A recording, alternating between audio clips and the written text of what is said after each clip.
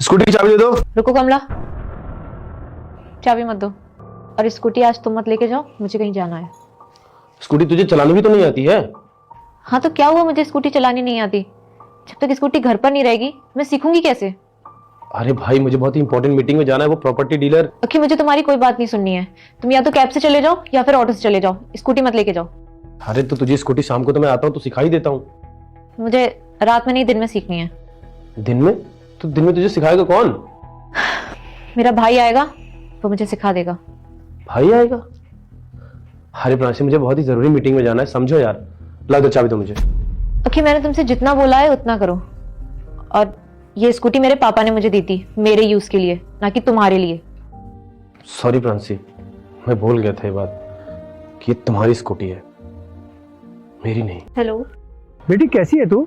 ठीक हूँ पापा, आप कैसे हो? मैं भी अच्छा बेटा। एक बात बता बेटा, अक्की को मैंने बाजार में देखा था कि वो ऑटो से आता जाता है, क्या तू उसको स्कूटी नहीं देती है? बेटा छोटी मोटी चीज़ों के लिए मतभेद मत बताया करो। और जानती हो बेटा, वो चाहे तो अपने लिए कार खरीद सकता है, लेकिन तुम्हें रेंट के घर में रखना नहीं चाहता वो। और बेटा मैं वो बाप नहीं हूँ जो तुम्हें गलत सिखाऊं। तुम दोनों एक दूसरे के लिए बने हो, इस वक्त तुम्हारी गलती है, इसलिए मैं तुम्हें बोल रहा हूँ। पापा आई एम सॉरी, मुझे उन्होंने ये सब नहीं बताया और मेरा इंटेंशन नहीं था उनका दिल दुखाने का। फिर मुझे लगा वो स्कूटी आपने मुझे दी थी, मैं कैसे उन्हें दे दूँ। अरे बेटा वो स्कूटी मैंने तुझे दे दी तो वहाँ तेरा मेरा हो रहा है, गलत बात बेटा, ऐसा मत करो। तुम दोनों मिलकर रहो बेटा, ये ठीक बात नहीं है। जो भी इस वीडियो को लाइक और सब्सक्राइब करके कमेंट में जय श्री राम लिखेगा, उसे 3 घंटे में खुशखबरी मिलेगी। ध्यान रखना बेटा।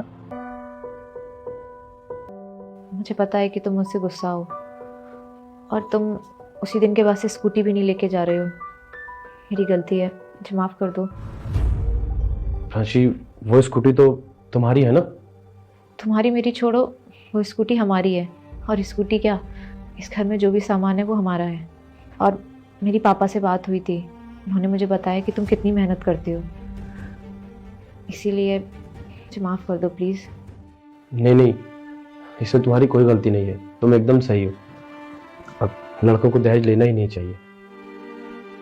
दहेज में स्कूटी मिली थी, काश मैं मना कर देता तो आज मैं खरीद लेता।